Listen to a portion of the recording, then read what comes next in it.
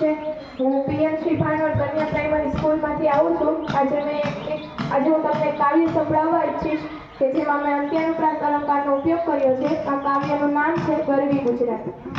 આ ગરવી ગુજરાત મને ગમતું, એ તો કણ કણમાં થનગનતું। આ ગરવી ગુજરાત મને ગમતું, એ તો કણ કણમાં થનગનતું।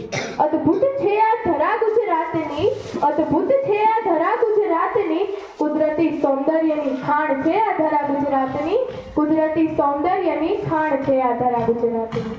અહીં લીધો ગાંધી અને સરદાર જેવા શૂરવીરોએ અવતાર। અહીં લીધો ગાંધી અને સરદાર જેવા શૂરવીરોએ અવતાર કે જેમણે આપ્યો તો અંગ્રેજોને પડકાર, જેમણે આપ્યો તો અંગ્રેજોને પડકાર।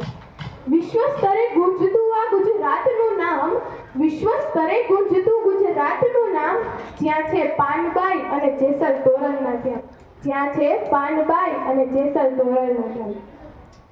અહીં ઉગતો સૂરજ સોનાનો, દરિયો ચોપાટી મજાનો।